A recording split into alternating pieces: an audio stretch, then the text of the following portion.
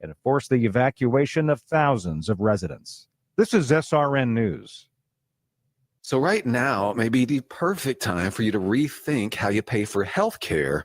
And here's why. This time of year is decision time for a lot of people, but it's also when you can join MediShare and save even more than usual.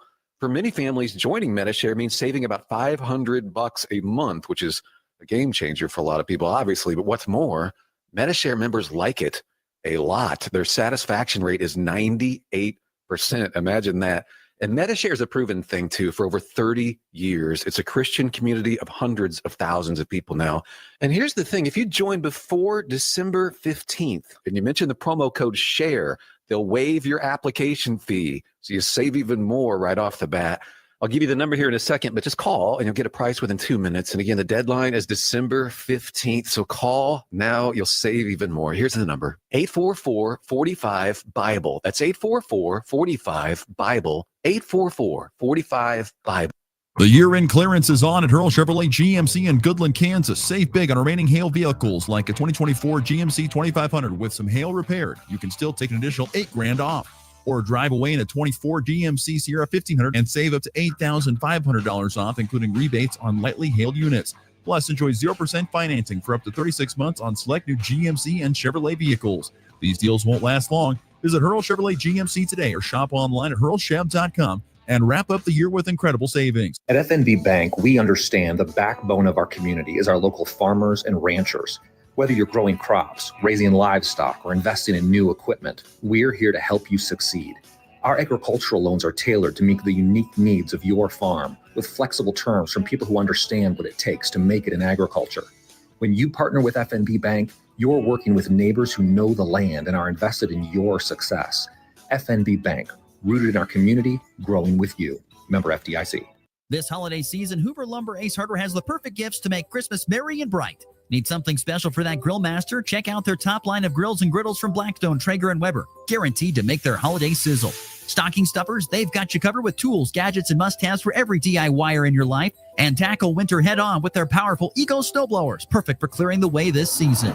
Plus, spruce up your home for the holidays with a fresh coat of Benjamin Moore paint or get ready for the new year with a stunning remodel. Enjoy the holidays this year with Hoover Lumber Ace Hardware with locations in Goodland and Colby. Your livelihood is important to you. You work hard to succeed in your farming operation, crop, livestock, home, vehicles, and special needs. We have you covered. Discounts are available for new business, remodeling, hail-resistive roofing, multi-policy, and many more. Optional coverage endorsements as well for machinery ingestion and equipment breakdown. Umbrella coverage for additional coverage on your home, farm, and auto. See the girls at the insurance agency at 1020 Main in Goodland or call 785-899-5011. Natural gas is a safe, efficient fuel for your home. On its own, natural gas has no smell. That's why, for your safety, we odorize natural gas pipeline. That distinctive rotten egg smell could be a sign that you have a gas leak. If you have a compromised sense of smell, consider purchasing a methane detector. If you suspect a leak, don't touch light switches, use phones, or anything that could cause a spark. Get everyone out of the building immediately and call Midwest Energy. A safety message from Midwest Energy, a customer-owned cooperative making energy work for you. Available at Next Tech Wireless in 4 bold colors: black, pink, teal, and ultramarine. Which iPhone 16 color will you choose? Built for Apple Intelligence with the all-new A18 chip, a new feature camera control, and a big boost in battery life. Get the new iPhone 16 on us. Next Tech Wireless. Home on the range. You ready? Ready? 1, 2, 3, 4! It's the Morning Blitz with Ross Volkmer. Give me my cane. I'll show you how to play this game. The region's only local sports talk. Dynamite drop-in at broadcast school has really paid off. Broadcasting on Goodland's Rocket 102.5, simulcasting on Goodland's 730 Gold KLOE. Guys everywhere. Discussing it all from the preps. Touchdown, the Cowboys! To the pros. And Timmy back on the track. It's out of here. Bobby Witt Jr. delivers a go-ahead grand slam. The Blitz is presented by Pearl Chevrolet GMC, Hoover Lumber Ace Hardware, and FNB Bank, as well as the Insurance Agency, Farmer State Bank in Oakley, the Cowboy Corner Express, and Equity Bank of Hoxie, Quinter, and Grinnell. Let's go to work.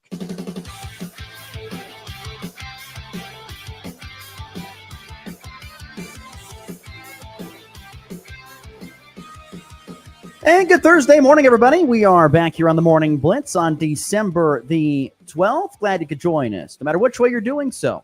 Goodland's Rock at 1025, the stream at nwksradio.net, or the Hurl Chevrolet GMC video stream, which is up and rolling right now on Facebook, Twitter, and X. You can see our glorious faces. I am decked out in a lovely white this morning for those who can't, and for Max looks a little disheveled here on a Thursday. I don't know why. It's only Thursday. He looked disheveled. I don't know why. It's the hair, I guess. It's naturally, it naturally looks that way. I don't think Max has his mic on or something. I don't know why I'm not hearing Max at all here on the show this morning. I have no clue why. Absolutely have no idea why I don't hear Max whatsoever. I cannot hear Max in any way, shape, or form. I know he can hear me. Now he's muted himself. Now he's going to unmute himself. I'm trying to figure out if I have a button pushed wrong, and I don't in comparison to other things. So I don't know. Yeah, I don't know what the deal is. Max may have to drop out and reboot, and we'll try and get back with him here in a little bit. We'll see.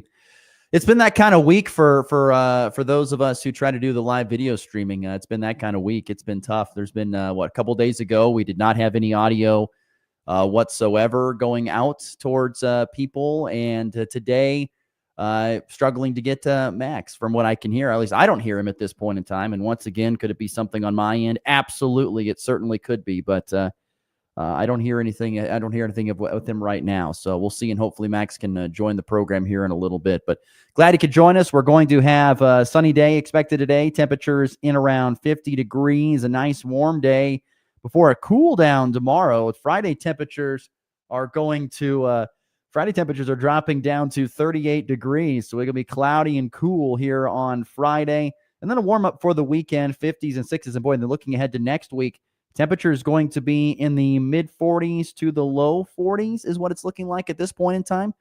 So anyway, that's what it's looking like here for the weather. But like I said, 50s today, and then a cool down for Friday, a cool 38. And then some warmer temperatures on Saturday and Sunday. As always, the F&B Bank text line is open and ready for you at 785-899-2222. That's the number to be a part of the Morning Blitz if you want to tune in and get your thoughts here on the program today. Busy day ahead today, local sports-wise. The 36th annual Topside Tip-Off Tournament will get going today inside Goodland's Max Jones Fieldhouse. And we'll have coverage of Goodland and Colby matchups tonight. The late games at 6 and 8 Mountain, 7 and 9 Central Time is when those games will be taking place. So anyway, that's what's on tap for tonight in the local sports scene. There is some wrestling as well this evening, and we'll dive a little bit more into that a little bit later on to the show. We'll try and touch base with Bill Belichick. Sounds like officially he's going to be the new head coach at North Carolina. And so yeah, there's a reason why I think this could work. And there's tons of reasons why I don't think it could work, but there's reasons why I think it could work. If you're checking out, if you're looking into that story about Bill Belichick going to North Carolina, we'll get to that coming up here a little bit later on in the show too. But and then Shreyas Latta is going to pop by the program here today. Our friend from the Kansas City Star covers the Kansas Jayhawks. So much to get into with him, with Lance Leipold shaking up the staff on both offensive and defensive for football, and then of course, KU basketball really struggling here the last couple of games with losses to Creighton and Missouri. And so Shreyas is going to stop by and try to set us all straight on what we have going on with Kansas athletics. So Shreyas Latta coming up here in about 20 minutes, give or take. And then we'll try to get into an NFL Power 5. We will get that done here in this first segment coming up later on. Get you the top 5 games, got our eyes on here in this coming week 15 of the NFL slate. But first and foremost, we need to dive into a little bit of look back to last night with junior college hoops. Starting first and foremost with Colby Community College, they've had definitely a better start to the season thus far in JUCO basketball. If you haven't followed between Fort Hays Tech Northwest and Colby's off to a better start. Although all 4 teams last night, both Colby men and women, both Fort Hays Tech Northwest men and women, both all lost last night. It was a very tough night for the Colby women. They were handed their toughest loss of the season. They were shut out by Butler 69-34. CCC was held to just 10 total points in the first half. 4 points in the first quarter, 6 in the second. They were down, 34-10 at halftime, and that was a very, very hard hole to dig out of. They had nobody score more than 7 points. Desiree Ulmer was the only one to score, was the leading score. Oh, sorry, I take that back. Adrian Neal had 9 points. I take that back, but no one scored in double figures for Colby, who shot just 11 of 50. That's 22% from the floor, 4 of 19 from 3. It was a very rough day offensively for the Colby Community College women. They also committed 21 turnovers. So Butler kind of took it to them last night in a 69-34 loss for CCC, which drops them back to 8-5. And now I believe, 3-4 in the Jayhawk Conference? Yeah, 8-5 and 3-4. Still, once again, it's been a great season thus far. Once again, last year, Colby was just able to get 8 wins total last year. And so they've already matched that with still over half a season left to go. So, but last night was probably the toughest loss of the year, 69-34. Colby men probably had one of the more competitive games of the night, 57-54. The Trojans lose down at Butler. They fought very hard. Attorney Igagi had 17 points and 6 rebounds to lead the Trojans, but just could not get it done there at the end.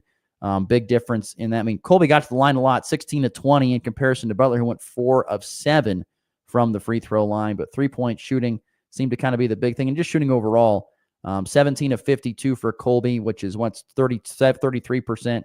Butler was 41% from the field, knocked in 9 threes. Colby only made 4. So a low-scoring game, but coming up 3 points short was Colby last night, as they dropped as well. Same record as their women, 8-5 overall now, 3-4 in conference play. Colby up next here on Saturday on the road at Pratt, which is where Fort Hays Tech Northwest was last night. They were down at Pratt Community College, and it was another pair of losses for both the women and the men. It was the most competitive game in a while, especially in Jayhawk Conference play for the Fort Hays Tech Northwest women. They lost 65-57 was the final score last night.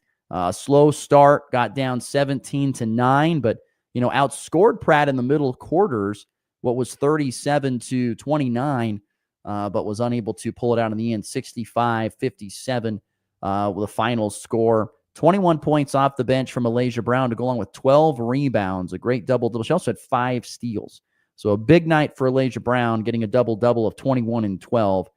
But they were unable to get it done against Pratt in a game that, really Pratt got to the line 21 of 35 times, and Fort Hays Tech Northwest got there 5 of 10, and they also went 4 of 30 from 3. And that's how that team wants to play. They want to shoot a lot of threes and hopefully hit a lot of threes, and that was not the case last night. They were unable to get the 3 at that point in time. They had a total of 31 total rebounds. They made 4 of 33s, and even though Pratt went 4 of 21, which wasn't any better, just a little bit because they didn't take as many, but that's what Fort Hays Tech Northwest wants to do. They want to shoot the threes, and hopefully they make them, and they had not done that yet. As for the Tech men, they dropped to, by the way, Fort Hays Tech women now still remain winless at 0-11 this season. And the men's team dropped to 1-9, another close loss. They had a couple of blowout losses at Cowley and at Butler, and the most recent one was the loss at Pratt, a much closer game, 90-83, as the Tech men led at the end of the first half, 42-41, but were outscored 49-41 in the second half to lose 90-83. 23 points from Chase Harris off the bench on 9 of 18 shooting, 17 points off the bench from John Trulene, as Coach Brad Shaw tried a little bit of a different lineup to try to spark some things. And like I said, kept it a little bit closer than previous games. Khalik Sharp led the way with the starters with 15 points, but did great for the foul line, 19-21. But and like I said, a very even game. Just a few more 3-pointers kind of seemed to be the difference there in this one, in a very evenly matched game, and Pratt gets the win. Also, shout out to Colby, Kansas's own Hunter Vaughn, who is now starting at Pratt after a redshirt season last year. He's now a redshirt freshman. He's the point guard for Pratt. He had a double-double last night. I think it was the first of his career. I could be wrong.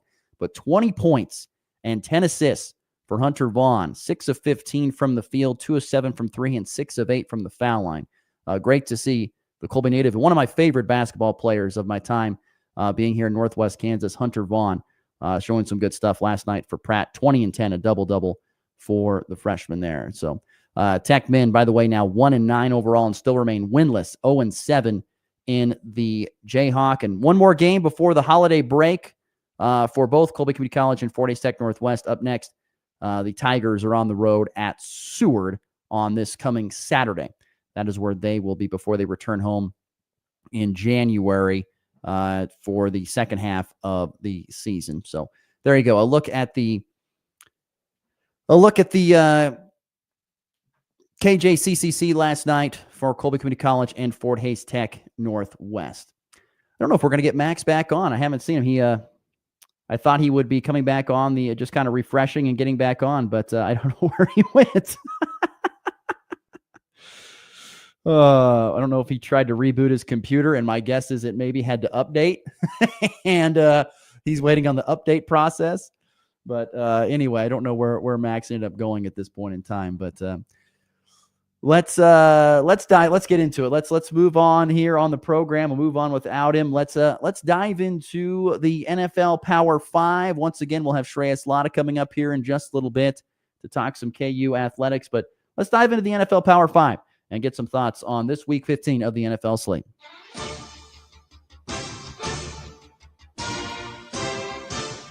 So let's dive into this week's slate of games. And once again, these are my top 5 games I've got my eye on here this week in week 15. And honestly, I think it's a pretty good slate. I think it's a pretty darn good slate overall in the NFL here this week. I'll start with my honorable mention game, which is the Broncos hosting the Colts. Now, this game makes the honorable mention list and probably could have been a top 5 game.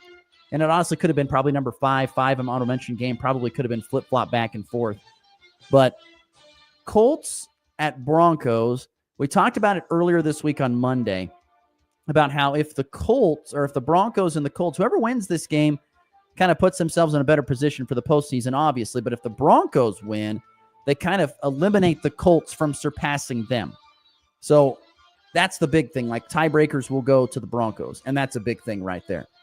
So anyway, Colts at Broncos, my honorable mention game here on the week 15 of the NFL Power 5. My number 5 game of the week is going to be Green Bay at Seattle.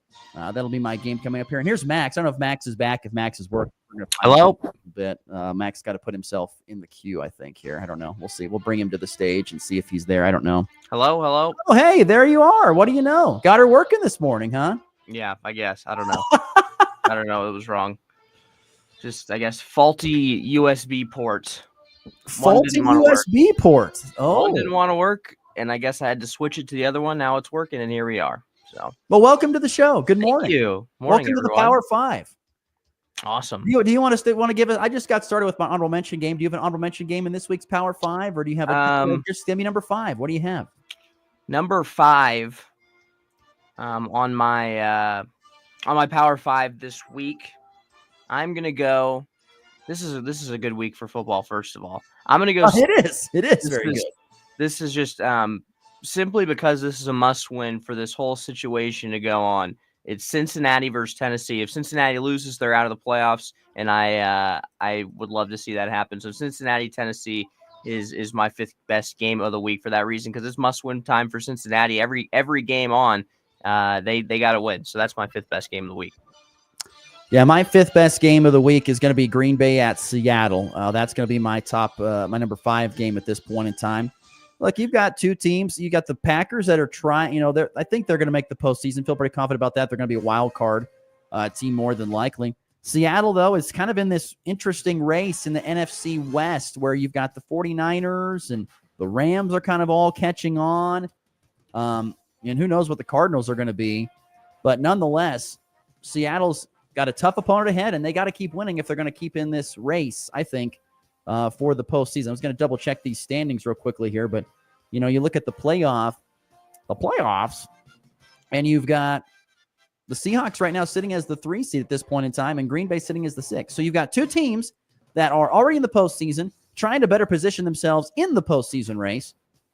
And I think this makes it a very interesting contest. Seattle and Green Bay, my number 5. here on the NFL Power 5. Moving on, what do you got for number 4? I've got tonight's game at number 4. I've got the 49ers and the Rams. Well, this is at Levi Stadium in San Fran. But that being said, the the Rams just played an incredible game against the Bills. 49ers just blew out the Bears. Both these teams are, kind of as well, at least for the 49ers, they're as healthy as they're going to get for the remainder of the year. I know they don't have McCaffrey or Mason, so it's going to be interesting to see what their run game looks like. But Thursday Night Football, it's been good the last few weeks. The Rams. Here's my thing, though. I don't think that it's sustainable for the Rams to keep throwing Puka Nacua 14 times a game, simply because I don't think he can stay healthy getting the ball 14 times a game. He's had injury problems all throughout this season and last season too. I don't know if they can continue to throw him the ball 14 times a game and have him healthy for the remainder of the season. That being said, this is going to be a good game, and it's going to come up. It's going to depend on if the Rams' offensive line can play like they did against the Bills. If so, they're a very, very hard team to beat. That game's coming up later in my list. My number 4 game is going to be the Chiefs at the Browns. This game intrigues me just because, we know Kansas City's probably going to win, and it's more than likely going to be close. But the Browns are entertaining. I think, honestly, if the Chiefs are going to win, I think they're going to have to score some points. The Browns, over their last handful of games, they were held to 14, but they had to put 32 up against Denver, 24 against Pittsburgh. They've shown that they can move the ball up and down the field, and they can score it. So I think the Chiefs are going to have to score some points in this game. And this Chiefs defense, of course, we know is good. But I think they're going to score some points. Jameis Winston's not going to be afraid to go out there and truck the ball around the field. Kansas City's had some, think all these close wins. Look at it. Denver by 2, Carolina by 3, Vegas and Chargers by 2. I don't know. You always know you're going to get a good game when you watch the Chiefs. You know it's going to be close. And the Browns and the Chiefs, I think, make for an entertaining game. That's why it's number 4 on my Power 5. Yeah, I think when it's going to come down to how willing is Kevin Stefanski and the Browns to not run the football, because they're going to have to air it out and they're going to have to throw the football because, the Chiefs have one of, if not the best run defense in the entire NFL. So if Jameis Winston can limit turnovers, then, they have a chance to make this an interesting game. If not, it's going to be tough. Myles Garrett might break the sack record if Wanya Morris is starting at right tackle. That's very nerve-wracking. Get out of there healthy. Get a win. Get out of there healthy. That's what I would want for the Chiefs. I don't care if it's a 3-point win again. Just get out of there with a win. Get out of there healthy. My number 3 game in the Power 5 is Colts-Broncos. Colts-Broncos, almost a playoff matchup. The Colts and the Colts are fighting for the Broncos spot. The Broncos can't afford to lose 3. They have a tough schedule. They have the Colts here. They've got the the Chargers and the Bengals. The Broncos cannot lose more than 2 games. They can't lose 2 or 3. They really can't. So this is a must win, really, for the Broncos. I feel like, I know it's more of a must win for the Colts, but this is getting to the territory with the Broncos. You want to make the playoffs, you got to win this game. You got to win the next 2. So this is close to a playoff game as you're going to get this week. And 2 young quarterbacks, Anthony Richardson, Bo Nix, who have been playing. Anthony Richardson's been playing better ball as we get later into the season, which makes me happy because I've always thought he was an extremely talented quarterback. But he's starting to figure it out a little bit more. They're starting to use him in the right ways. And Bo Nix, of course, has been playing great all season. So very, very interesting matchup. 325 in Denver. Yeah, that game was my honorable mention game. Like I said, it is like a playoff game. When we talked about on Monday, how you have to be able to, if you're the Broncos, keep your stiff arming away the Colts. And like I said, if you win this game here, all of a sudden you put yourself in a really good position to make the postseason. If you don't, you leave the door more wide open for the Colts to come back and get you. My number 3 game this week on the NFL Power 5, Week 15. I'm going with the game you had earlier, Rams at 49ers. Once again, I think both these teams are up and coming. I know that's kind of dumb to say, but both teams have dealt with a lot of injuries. The Rams have been up and down a lot. But boy, when Matthew Stafford's on, he's on. And he's going to face one of the better defenses that's getting healthy in the 49ers. That's a great matchup there. Can the 49ers offense find anything to build upon? They're down to like the 4th or 5th string running back, and Isaac Guerendo, who's even dealing with an injury himself going into tonight's game. So Rams at 49ers intrigues me for a lot of different reasons, but I think it's because both teams are kind of slowly putting it together here as we get towards the end of the season. And what does that mean for the playoff picture? We're going to find out more over the coming weeks. So that's number 3. On to the 2. Number 2 on my list, Pittsburgh versus Philadelphia, the battle for Pennsylvania. This is going to be just such a fun matchup. The Steelers defense against this Philadelphia offense, which just Saquon Barkley is unstoppable. It seems like there's some drama going on in the locker room, which is, not surprising at all for the Eagles, and especially this Eagles team, between A.J. Brown and Jalen Hurts. I don't think A.J. Brown feels like he's getting the ball as much as he wants to, and Jalen Hurts isn't throwing him the ball when he's open. There's been a couple clips that I've seen of him not doing that. And then I think it was Brandon Graham who went on social media or went on a podcast or something, was like saying they're beefing. I don't know. Weird stuff going on in Philly, but they're still winning football games. Russell Wilson is looking like his prime self. This is going to be a fantastic game.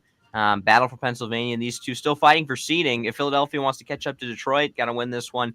And if Pittsburgh wants to keep battling off Baltimore and maybe push for Buffalo, this is a must win as well. So very, very intriguing matchup there. Yeah, I couldn't agree more. This is number 2 for sure. 9 wins in a row for Seattle since they started off the year 2-2. 9 wins in a row for Philly. Sorry, for Philly. Excuse me. I apologize. For Philly, 9 wins in a row since they started off 2-2. Now, over this 9-winning streak, Cleveland, New York, Cincinnati. That's the Jet or the Giants. Actually, it doesn't matter. It doesn't matter if Jets or Giants. It doesn't matter. No, it doesn't matter at all. So Cleveland, New York, Cincinnati, Jacksonville, Dallas, the Commanders, Rams. Then they had, of course, the Ravens, and then Carolina. Barely. So you can count, maybe 2.5 games in that 9 that were actually decent football teams, maybe? Are we putting them on fraud watch? No, I'm not saying that. I'm just saying it's easy to rattle off 9 wins when the schedule allows for it. They've just taken advantage of it. Now you've got Pittsburgh, Washington, Dallas. You got the 3-4 divisional games to finish up the season. I give them a lot of credit. There's definitely beefing going on, and there's been a lot of drama in that locker room. Whether it's early on with the head coach not getting the love that he deserved, Sirianni, and now he's just rattling off wins, or the locker room having issues now. It's amazing, but it just proves how talented that team is, right? I mean, just unbelievably talented. Jalen Hurts is good. Saquon Barkley is possibly an MVP candidate. They got great wide receiver core. That defense is solid too, with a lot of young bucks. Whether it's Jalen Carter or Cooper DeJean, some good young players. So it just tells me that Philadelphia team is very, very good, able to overcome all that stuff that's going on in the locker room. I would agree. I couldn't agree more. Philadelphia at home hosting the Steelers. That's going to be no doubt the number 2 game. And that would be a number 1 game most weeks. But number 1, of course, is going to be Detroit and Buffalo. Yep, Detroit and Buffalo at Ford Field. I think, this game gets played in Buffalo. The Bills have a mighty advantage, but this is another indoor game for the Detroit Lions, where they are beyond comfortable playing at their home field. This is the one you circle at the beginning of the year. This is one of the best games you're going to see all season, hopefully. Surprised they didn't flex it. I don't know. Can you flex a Monday night game? Because no one wants to watch either of those Monday night games. Woo. I don't know if they can flex Monday. I think they can flex it to Thursday now. Monday night. They can flex Thursday now, so I don't know. But I just saw that Monday night. They didn't want to flex it because they were putting 2 games on Monday night again, and they knew that no one would watch the other game. Well, no one's watching either of those games. Those are terrible. Bears, Vikings, Falcons, Raiders. Anyway, this is a fantastic game. Bills gotta win this one if you want to have a chance at the 1 seed, in my opinion. If they lose this, and the Chiefs beat the Browns and then the Texans next week, it's all wraps, and the Chiefs could have 2 weeks where they already know that they're the 1 seed, and can really rest some starters. But this is the 2 hottest teams in football, in my opinion. I know the Bills lost last week, but I mean, man, how good of an offensive display are we going to see? It's going to come down to which defense can create some havoc, get some turnovers. And yeah, see if the Bills defense can step up, because if they let the Rams drop 45 on them, the Lions could drop 60. That's all I'm saying. So it'll be interesting to see which defense steps up the most. I'm leaning towards Detroit, but this is going to be a very, very good game. I wanted to see how these two teams stack up in the rankings of team stuff. You have the number 1 scoring offense in the Lions against the number 2 scoring offense in the Bills. Let's look here and see. Lions are second in offensive yards per game. Bills are actually in the middle of the pack. How about in points per game allowed? You've got the number 2 defense in the Lions, number 8 defense in the Bills. Yeah, this should be a dandy of a game, shouldn't it? Golly. The question is, how much does Josh Allen have to do in order to win this game? I mean, I don't know if the man could have done more last week and they still lost. So how much more does the man have to do to get the win? Can the man get a hand? Can he get a little helping hand here? He's going to need it against the Lions, that's for sure. I don't think there is a more complete football team than the Detroit Lions at this point in time. They are so complete on both sides of the ball. Look, so I mean, the Bills have scored, this is the last 5 from the Bills, 30, 30, 30, 35, 44. That's their offensive points in the last 5 games. They're 4-1. And then, for the Lions, 26, 52, 24, 23, 34. So, I mean, you're going to get points. I think the Bills are going to need to score 35. If I'm going to be completely honest, I think the Bills score 35. They're going to win this game. But yeah, it's going to come down to their defense. Their defense struggled last week. How do they bounce back? If they don't bounce back, then the Bills train is slowly falling off because their defense is looking rough, especially last week. So we're going to if they're looking rough, they've looked rough against some really good players, really good teams. I mean, the Rams have looked solid. They got a great quarterback who I think people would say he's the best thrower of the football in the NFL, in Matthew Stafford. And now you're taking on the best team, top to bottom, on the offensive side in the Detroit Lions. Yeah, 100%. I totally blame them, but that should be. This is a win they got to. This is a game they got to win. If you feel like they got to win this, because you want to be a real Super Bowl contender, you got to win some of these games. You got to fight for home field advantage. Well, they're AFC and NFC though. I know, but there's good teams in the AFC, and you got to win the big games. You can't cruise in. You got to. If they beat the Lions, then they're. I just feel like they're even more legit. Both teams are fine, and whatever happens in this game, so be it. Hopefully, it's a good game. I don't think it's going to be the end of the world. Whoever loses this contest. Losing 2 in a row in December is not going to help you out in the playoffs. And it's a slippery slope, is all I'm saying. No, I'm not going to disagree there. All right. Once again, recapping, I got honorable mention: Colts at Broncos, Green Bay at Seattle at 5, KC at Cleveland 4, my Rams at 49ers 3. You got Pittsburgh, Philly 2, and Buffalo at Detroit number 1. My Week 15 NFL Power 5. I went with the Bengals Titans as number 5. For number 4, I went with I already forgot. I went with the Rams and the 49ers, and then for number 3, I went Colts Broncos, Pittsburgh Philadelphia, and then Bills Lions is number 1. You gotta get better about writing your stuff down, making some notes. Well, I was literally writing them down, and then my mic stopped working, and I had to fix that. So then I didn't write. I had to kind of on the spot go with 4 and 5, but I have 3, 2, 1 down. There you go. The NFL Power 5 here on this Thursday. Thanks to all those who tuned in. Appreciate you listening. Papa Gershon, also Brian, thank you for tuning in on Facebook here this morning. Thank you to Jared and Michael for chiming in as well here on the Morning Blitz. We have a question about the topside tip-off tournament we'll get to here in the last segment of the show. But up next, Shreyas Lott is going to stop by the program. We'll talk with him about KU hoops and football changes on the staff for Lance Leipold. That's next here on the Morning Blitz. Merry Christmas from the Farmers State Bank in Oakley. We invite you to stop into our lobby for coffee and cookies throughout the month of December as our small way of saying thank you to our loyal customers. We appreciate your business in 2024 and throughout our 117 years of community banking and look forward to serving you in the new year. Farmers State Bank of Oakley, member FDIC. It's time for a check of the markets with the Anderson Trade Group on the Kansas Farm and Ranch Radio Network. Good morning, this is Kate Thompson with the Anderson Trade Group. Today is Thursday, December 12th, and on Newsline Plus, May March 4 lower 2 cents at 446 and a quarter. May down 1.5 at 454. July down 1 1/4 at 457. September corn down 1 1/4 at 438 and a half. January soybeans up 3/4 cents on the overnights at 9.96 and a quarter. March up 3/4 at 10.03 and a half. May up 1 1/4 at 10.14 and a quarter. July up a half cent at 10.24. Chicago wheat, the March contract higher a half cent, 5.63 3/4. May up a cent at 5.73 3/4. July up a cent at 5.80 and a half. September soft wheat up a cent at 5.93. Kansas City wheat, the March contract lower 1 1/4 at 5.66. May down 1.5 at 5.73 1/4. July down 1.5 at 5.80 3/4. September down 1 at 5.93 1/2. On the stock market this morning, the Dow down 42 at 44,180. The S&P down 15 at 6,077. The Nasdaq down 112 at 21,680. Gold lower $25 an ounce at 2,731. Crude oil up 9 cents a barrel at 70.38.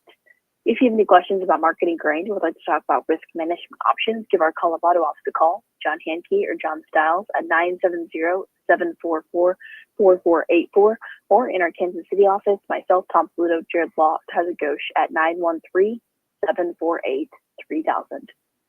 The Anderson Trade Group, proud market partners with Kansas Farm and Ranch Radio. Find out more at andersongrain.com. The risk of loss through trading futures and or options is substantial, and each investor and or trader must consider whether this is a suitable investment. Past performance, whether actual or indicated, is not indicative of future results. The Anderson Trade Group has no guarantee that the advice given will result in profitable trades. LivestockMarket.com puts you in control when buying or selling commercial livestock, seed stock, or show stock. The easy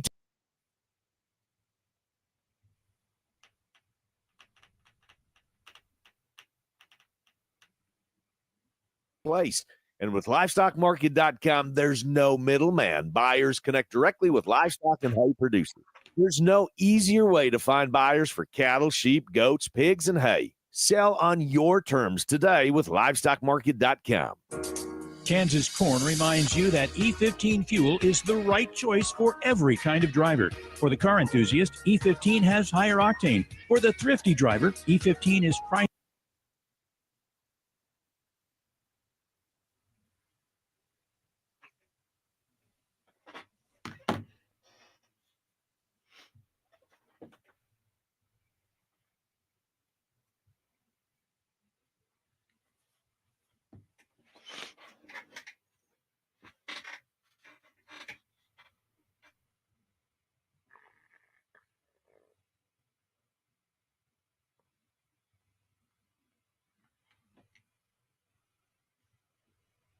Rebates on lightly hailed units. Plus, enjoy 0% financing for up to 36 months on select new GMC and Chevrolet vehicles. These deals won't last long. Visit Hurl Chevrolet GMC today or shop online at hurlchev.com and wrap up the year with incredible savings. This holiday season, Hoover Lumber Ace Hardware has the perfect gifts to make Christmas merry and bright. Need something special for that grill master? Check out their top line of grills and griddles from Blackstone, Traeger, and Weber. Guaranteed to make their holiday sizzle. Stocking stuffers, they've got you covered with tools, gadgets, and must-haves for every DIYer in your life. And tackle winter head-on with their powerful Ego snowblowers, perfect for clearing the way this season. Plus, spruce up your home for the holidays with a fresh coat of Benjamin Moore paint, or get ready for the new year with a stunning remodel. Enjoy the holidays this year with Hoover Lumber Ace Hardware, with locations in Goodland and Colby. You're listening to the Morning Blitz. Sports, you follow sports? With Ross Volkmer.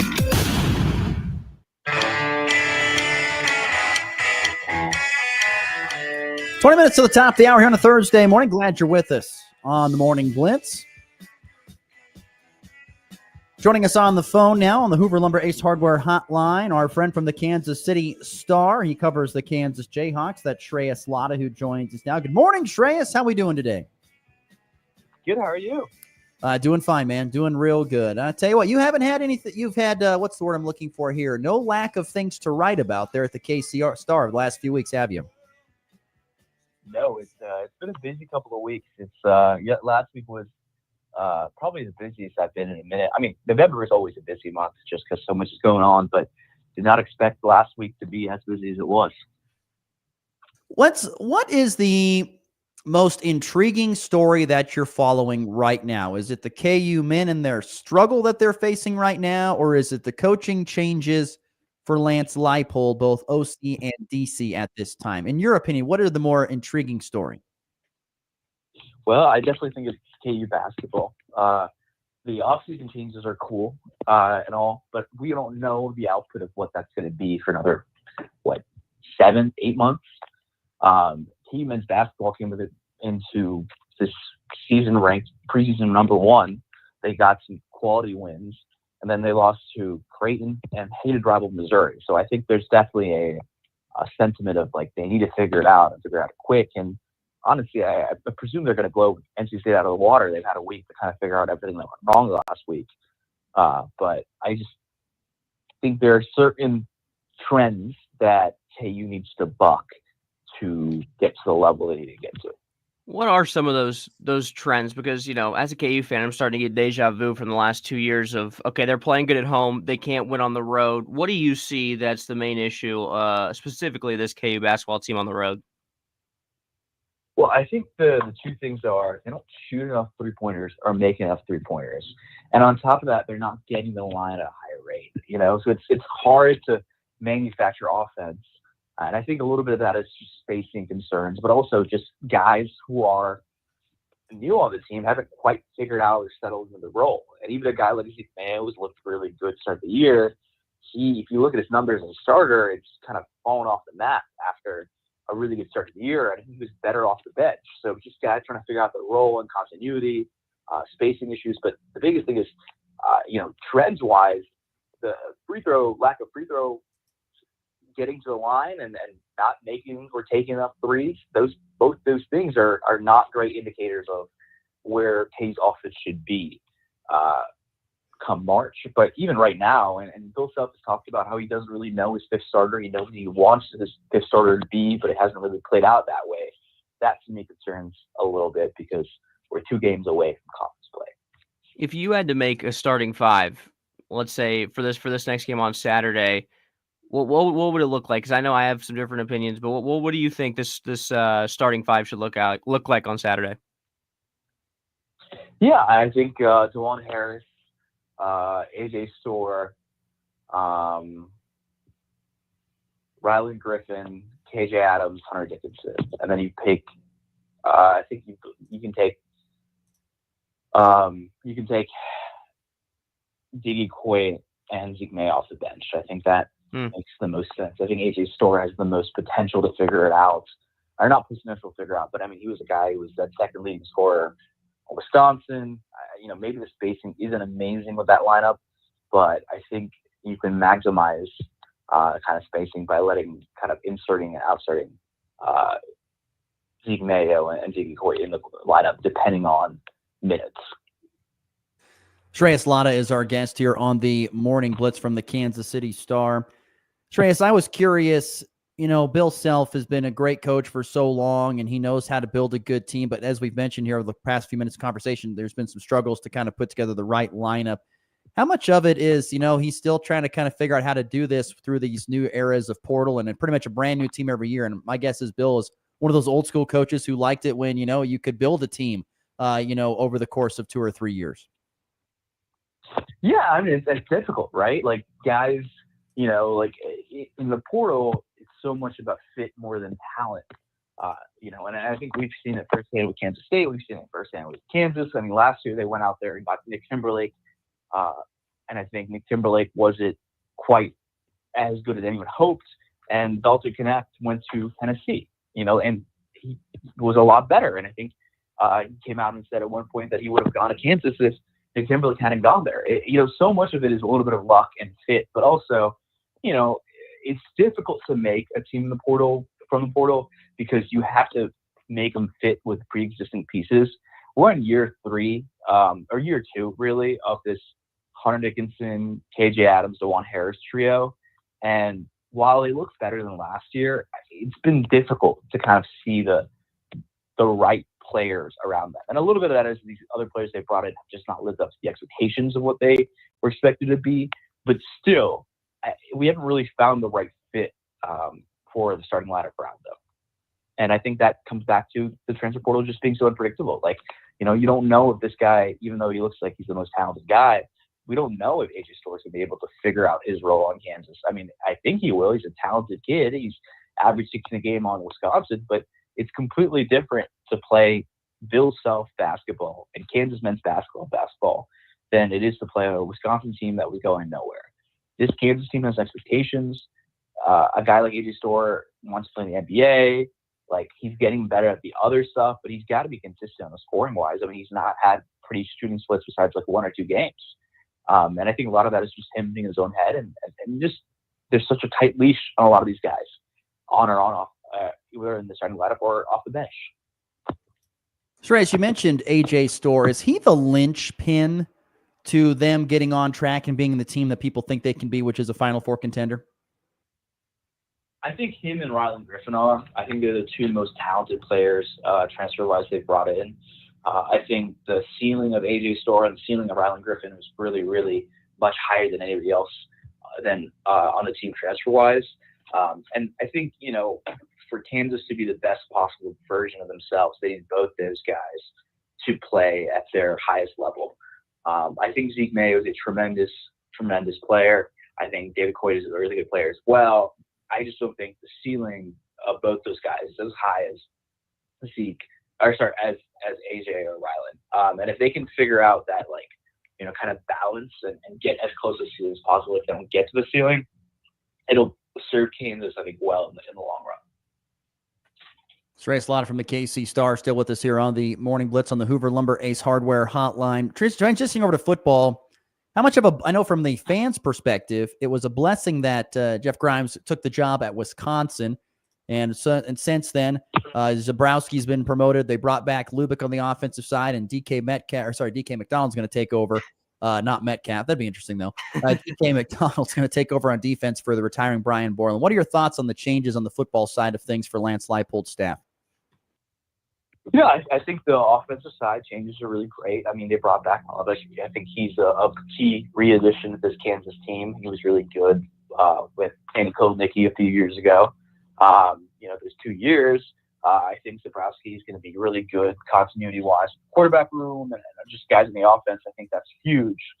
I think the defensive thing, it was a change that was needed to be made. I think it was, Brian Borland was, I think whether he was going to retire this year or next year, maybe he was exasperated by this past year, who knows. But I think there's a change that needed to be made. But I think it's too early to say how DK McDonald's going to be because, he hasn't really been in a role like this in a long time where he's the head of the defense. And I'm curious to kind of see how he does. Next year's team, I presume, is going to be worse on both ends of the football just because it's a rebuilding year and they're going to have to replenish the portal. And that's a lot of uncertainty there. But is there progress in some areas on the defensive end? I think that's a way to kind of look at how the team looks and, can they get off the field when it's a third down? I think sometimes they struggle with that at this point, different points this year. So a lot of interesting changes in Lawrence, but I think for the most part, if you're a Kansas fan, you feel pretty good that, hey, Lance Leipold realized that things need to change, even if it's internal promotions. You need a fresh face sometimes. What do you expect? What position or positions do you expect KU to look at in the transfer portal? Yeah, I mean, wide receivers, they have to replace 3 starting wide receivers and one of their backups. Along with that, they have to replace 2 star cornerbacks in Kobe and Mello Dawson, Kobe Ryan and Mello Dawson. Absolutely got to replenish their linebackers because all of those guys are gone who've started or played significant snaps. So linebacker, wide receiver, a little bit of D-line, a little bit of offensive line. So they're like everything. But I think the big thing is especially wide receiver and safety and linebacker. Those 3 are the biggest ones where I think they're going to have a lot of kind of uptick in transfer portal for. He is Shreyas Latta of the Kansas City Star. Shreyas, we appreciate your time, my friend. Thank you for spending some time with us today. We'll catch up again down the road. Absolutely. Thanks for having me. Once again, great stuff there from Shreyas Latta of the KC Star. You can follow him on social media. It's at SHRE98. Follow him on Twitter or X. Follow Shreyas Latta and get the latest. Follow him for all good news on Kansas athletics. All right, let's get to our final break. We'll come back. We'll wrap the show with some thoughts on the topside tip-off tournament tipping off here in a little bit, and also some other interesting news with Bill Belichick officially going to North Carolina and more. You're listening to the Morning Blitz here on a Thursday. Have you ever met a nematode? Probably not. But this sneaky ingrate and its billions of friends steal soybean yields right out from under your nose. Nematodes cause up to $1.5 billion in soybean revenue loss each year. And if that's not enough, they also amplify sudden death syndrome. Why? Because they're microscopic good-for-nothing thieves. That's why. Take action against these yield-stealing jerks with Allevo soybean seed treatment from BASF, the only proven winner against both SEN and SDS. And remember to always read and follow label directions. Your livelihood is important to you. You work hard to succeed in your farming operation, crop, livestock, home, vehicles, and special needs. We have you covered. Discounts are available for new business, remodeling, hail-resistive roofing, multi-policy, and many more. Optional coverage endorsements as well for machinery, ingestion, and equipment breakdown. Umbrella coverage for additional coverage on your home, farm, and auto. See the girls at the insurance agency at 1020 Main in Goodland or call 785-899-5011. If you're shopping for a banking institution, visit with Equity Bank of Hoxie, Grinnell, and Quinter, Kansas. The Equity Bank is heavily invested in local business and activities contributing in many ways back to their community. Their employees are involved with many organizations and area events. Plus, a lot of experience comes with that staff. You'll find valuable local assistance when you bank at the Equity Bank of Hoxie, Grinnell, Quinter, and other locations in Western Kansas. The Equity Bank, member FDIC. Bringing you the best regional sports talk. Well, I'm awake and I speak English, so yeah, I do know what you're saying. From scores to stories, the Morning Blitz with Ross Volkmer.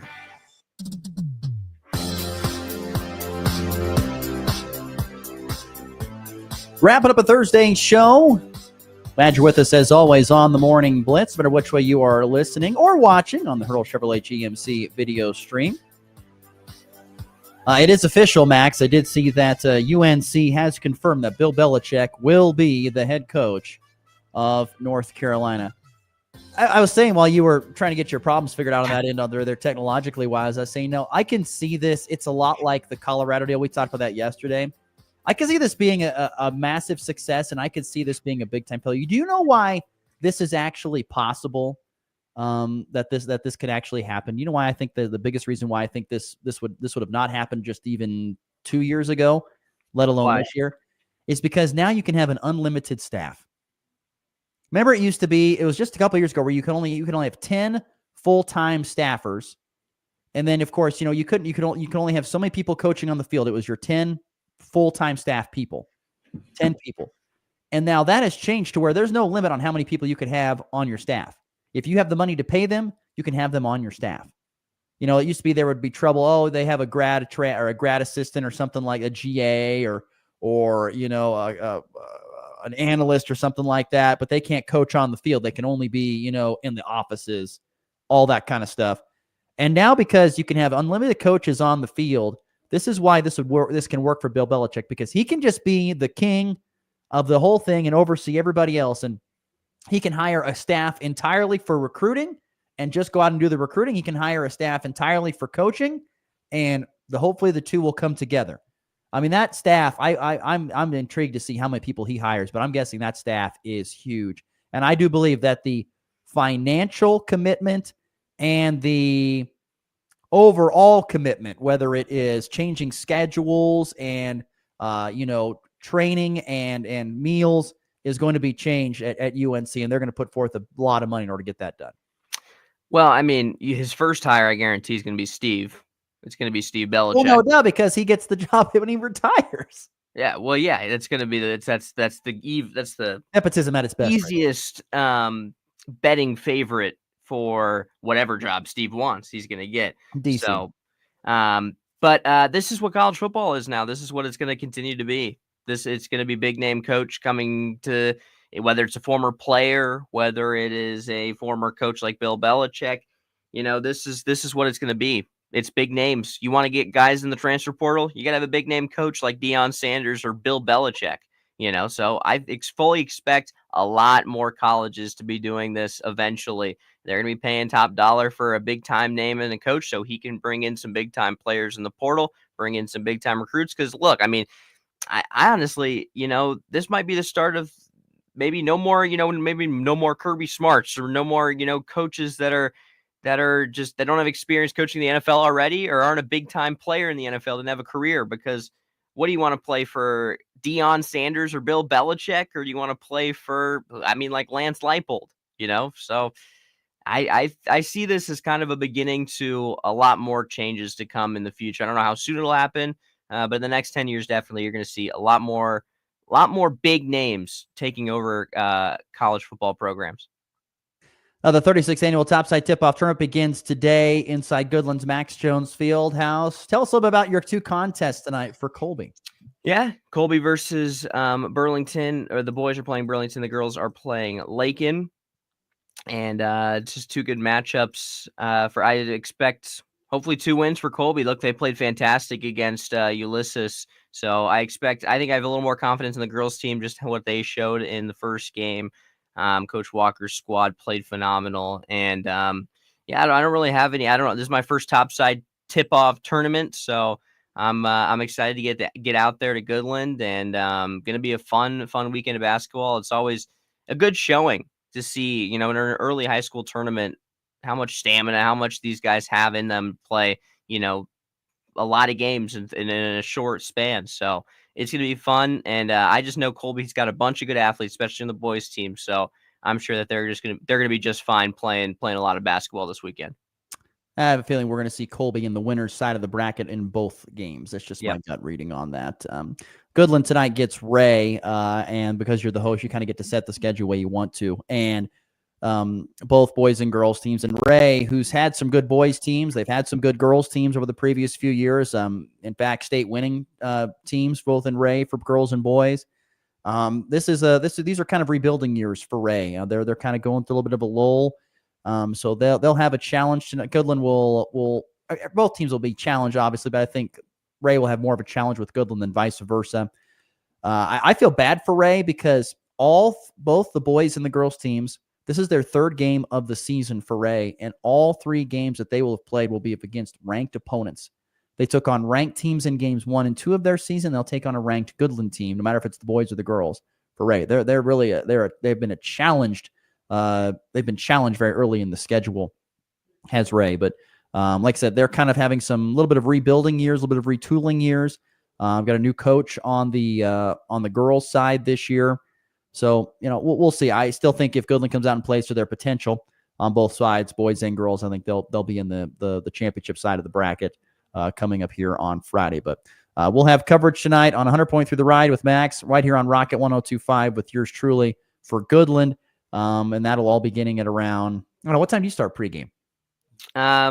It's going to be, I'm kind of going to play. I can't give it a confident answer. That's true. You can't give approximately 5:30 Mountain, 6:30. Approximately, but I have a feeling that we're not going to be starting on time. Yep. No, that's a valid point. It's hard during tournament time because you just don't know how the other games go before. And right. So stay in touch with the social media accounts, giving some updates on where, when, and how to listen to the games. There you go. All right, let's get to the walk-off. A 3-run walk-off home run, a game-winning walk-off with a walk-off. His second walk-off hit of the season. In walk-off fashion, that baby's gone. It's also a busy night of wrestling. You've got Colby girls hosting an invite today. Hoxie boys and girls will be in competition. Hoxie boys are hosting a double duel with a couple of teams that come in from Colorado. One from Kansas, one from Colorado for a duel there at Hoxie. Hoxie girls will be in Colby for a double duel. And then you've got Oakley boys and girls hosting Holcomb and some other ones as well for a duel as well tonight. Also, I saw this story. This was fascinating. Did you see this story about the Ohio Sportsmanship Act, the OHIO Sportsmanship Act? There's a senator from Ohio who's now trying to put a law into order that says it is a felony if you try to plant a flag on the O at Ohio Stadium. All right, just put it in the end zone. Put it in the end zone in between the Ohio State. It's soft, so soft. Ohio is just, oh my goodness. They're just making themselves look so bad and corny and This is a bad look. If you're Ryan Day or anybody, you're just like, this is horrific. If we don't want them to do that, let's just win. Stay out of it. Stay government. Stay out of it. It's like the Bengals mayor talking smack before the AFC Championship game. Just stay out of it. What are we doing? What are we doing? It's a that's why football people game. that's why people get into sports, because they want to stay away from politics. Exactly. Now you're trying to bleed it all together. So don't make a rule. Don't do that. It's dumb. Oh man, the OHIO Sportsmanship Act, baby. Don't be planting flags in the center of the stadium. Oh gosh. Hey, win. How about You were just exactly? Hey, asking. don't plan. How about you win? How about you beat an unranked Michigan team at home? How about that? That might help. That would help. That's exactly right. For Max, I'm Ross. We'll see you again here tomorrow on a Friday.